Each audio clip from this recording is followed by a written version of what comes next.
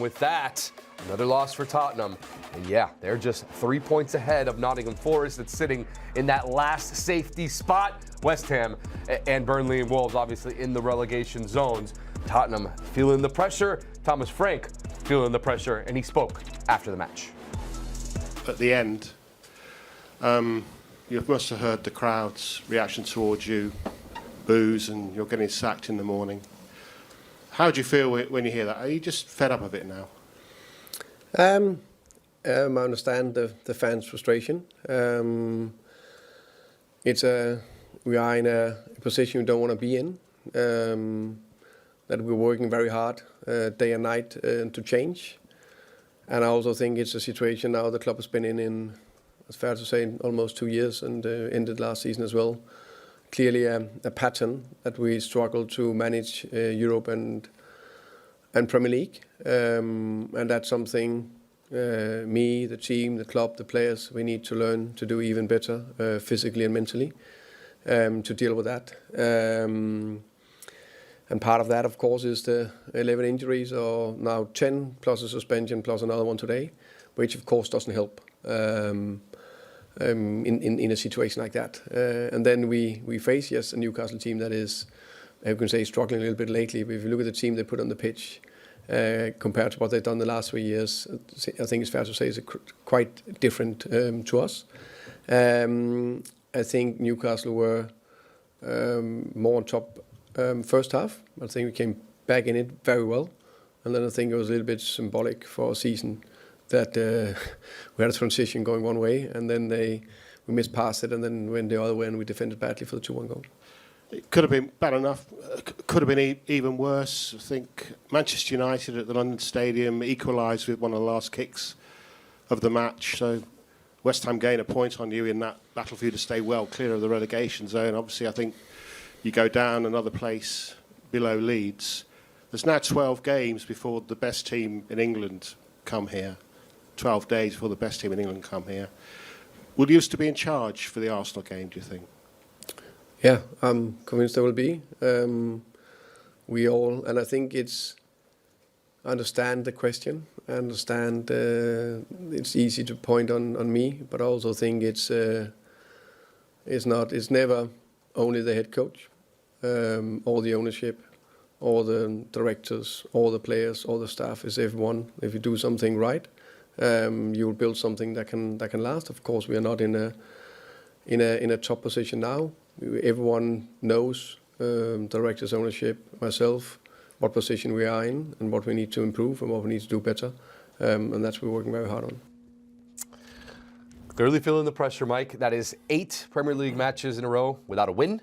That's a long streak for them. And he said something interesting in that press conference where he says, we clearly, now it's becoming a trend where we struggle to maintain Europe and the Premier League. Is this bigger than just the manager? Or is this a tactic situation? Or is this just not good enough? The players are just not good enough. It's just Tottenham, right? I mean, it starts from the very top. And look, we can talk about the lack of investment in January. That's why I teed it up talking about what a club that's in dire straits like West Ham United investing in January, and you see the dividends of it, and what a club like Tottenham Hotspur not investing at all pretty much outside of Conor Gallagher. This is what you get when you are led by a bunch of clueless people. And I don't use that word often, but Johan Lang, your only contribution to the club is bringing in a youngster to put him in to the youth team, right? That's not good enough for Tottenham, but neither is Thomas Frank. I will say this, that I would be shocked if Thomas Frank is still on the job by the final whistle of the North London Derby. I give him that, because for all the injuries that they've had, it's just not good enough to be this bad at home. That's 2 wins now in their last 17 matches in all competitions. It's not a Champions League thing. And the Champions League, look at their schedule that they got. Outside of a handful of games, and by handful I mean 2 or 3, it was a gimme, right? So congrats to them on doing the business, but this is Tottenham. This is supposed to be one of your big 6 clubs in the Premier League, and for a day that felt like it was another must-win, this is just an absolute travesty yet again. Spurs fans should be upset. I'm upset for them. When you look at the lack of quality that's on the field, Yves Bissouma should never be playing for the football club again, right? He should have been out the club in January, but he's still with the club. Conor Gallagher, there was a moment where he had an opportunity to break on the counterattack and ended up being one of the goals that Newcastle United scored because he kicked his own feet. It is becoming a calamity of errors right now, and I would be very much concerned for Spurs fans because, in my opinion, Tottenham, they're in the relegation battle. And if nothing changes with the manager, they might get relegated. That's a reality. It's not hyperbole. It is very much a reality. They are in the relegation battle of their lives. And you heard Thomas Frank mention it there. Their next match, 12 days from now, against Arsenal, the North London derby at the Tottenham Hotspur Stadium against the best team in England. And then they have to go to Fulham as well, another derby. Not easy for them to get any result. I think there are no easy games for Tottenham at this point. You mentioned it, and Thomas Frank was asked about it. Does he finish the season as the manager of Tottenham? Look, I think the Champions League, realistically, is the thing that's keeping him in a job right now because based on the Premier League, Tottenham fired a manager who delivered a European trophy. And where they're at in the league table was deemed not good enough. This guy hasn't delivered anything yet, right? And he's still in a job, and I think solely because of where they finished in the Champions League. And look, you can only beat who's in front of you in the European table.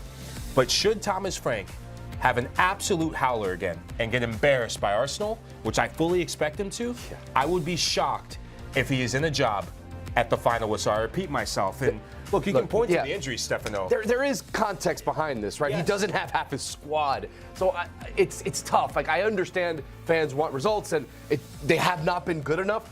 But this context, I think, does matter. I mean, look at the players that you have there. Kudus, Kulusevski, obviously Madison is out for the year. Pedro Porro, Richarlison, Udogie, obviously Romero with his suspension. There's a lot of good players that are out that I think would make a difference. Yeah, well, you can add Wilson Odebear to that list as well. My only pushback with that is given the discontent you're starting to see within that locker room. I think Thomas Frank is losing the locker room with the players he does have fit. And that is a big, big problem. Watching this match today, these players don't look like they are fighting the extra mile for him. They look frustrated. And that can be on Thomas Frank. That can be with the board, a combination of both. Looking at these matches, I don't see them getting 3 points in any of those matches.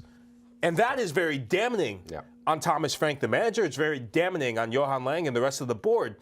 This season is quickly getting away from Tottenham, and it's only February. We were having these sorts of discussions later in the season because Ange Postecoglou decided he was going to prioritize winning a European trophy or the possibility of to just sacrifice the season.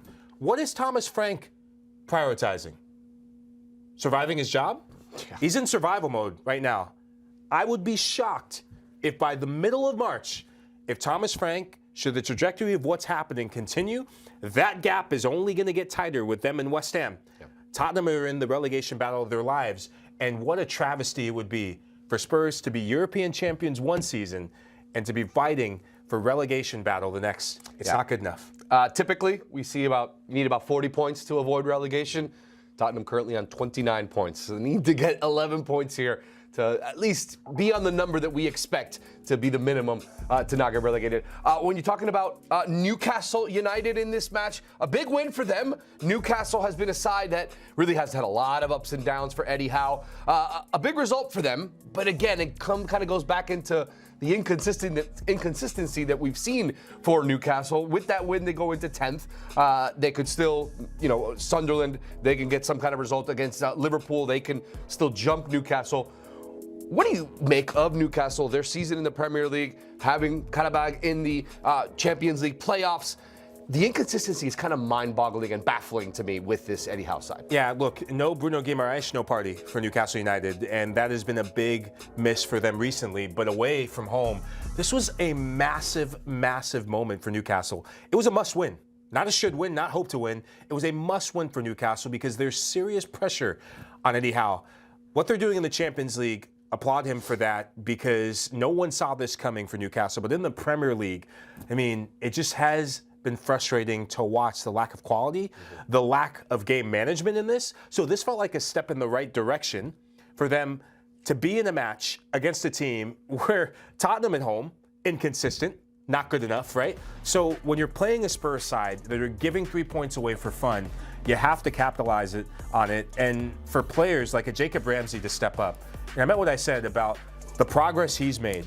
For players like an Anthony Gordon to come back from injury, Eddie Howe, they showed him at the final whistle. It looked like he was a man on a mission, and mission accomplished for him. I mean, this is a side that doesn't have the depth right now. They have a lot of missing players. I think they're still reeling from the Alexander Isak departure. They haven't replaced him fully.